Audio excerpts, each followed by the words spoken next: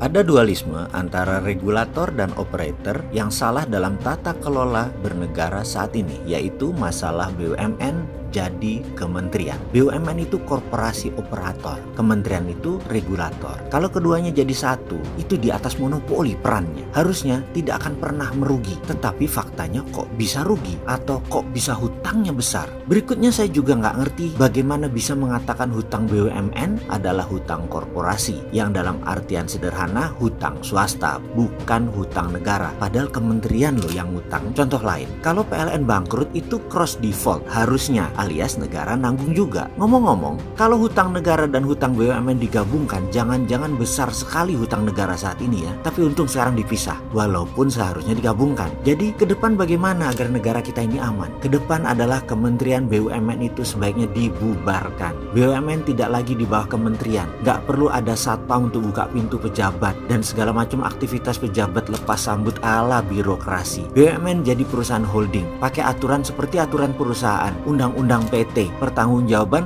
hanya terhadap pemegang saham. Tidak perlu undang-undang keuangan negara sebagai aturan baku untuk para eksekutif perusahaan BUMN, seperti halnya pembukuan di kementerian. Bisa lebih leluasa dalam mengembangkan usaha tanpa ketakutan yang berlebihan. Tidak ada lagi ancaman pasal merugikan keuangan negara. Para eksekutif itu bisa berlindung sepenuhnya pada undang-undang perseroan terbatas atau PT, seperti perusahaan swasta pada umumnya. Kita jadi bisa bersaing seru dengan swasta. Mereka cukup berbekal pada persetujuan RUPS, Rapat Umum Pemegang Saham. Itulah lembaga tertinggi dalam sebuah perusahaan. Begitu RUPS sudah menyetujui, maka ini menjadi tindakan aksi korporasi. Tidak akan lagi dikenakan undang-undang keuangan negara. Tidak akan lagi kesalahan prosedur tender itu ini mengganggu kita. Dan titipan pejabat atau anggota dewan yang terhormat yang suka nitip proyek semua pakai RUPS. Mereka tidak mempan dan tidak bisa mengendalikan BUMN saat ini. Selama RUPS sudah menyetujui, langsung dijalankan. Ini akan jadi sejarah baru. Semua berkompetisi sehat. BUMN sejajar kompetisinya dengan swasta dan ini akan mengurangi beban APBN. Sungguh, hal ini sejalan dengan keputusan MK bahwa anak sapi bukan sapi, atau pernyataan kemarin di mana Mahkamah Konstitusi sewaktu ditanya apakah Mandiri Syariah anak Bank Mandiri itu BUMN, maka diputuskan oleh MK bukan BUMN. Yang dimaksud MK adalah dalam bahasa gampangnya anak BUMN bukan BUMN. Ya sekalian aja BUMN-nya bukan sapi. Lah kan anaknya anak sapi bukan sapi, alias nggak pakai undang-undang keuangan negara, lepas pakai undang-undang perusahaan. Sesimpel itu. Jadi BUMN harus tidak boleh jadi kementerian lagi. Dengan demikian BUMN jadi lincah, jadi profit orientasinya, dan bisa buang 500 anak usaha yang tidak produktif dari 800 yang saat ini. Buat 5 holding, tidak perlu membangun super holding.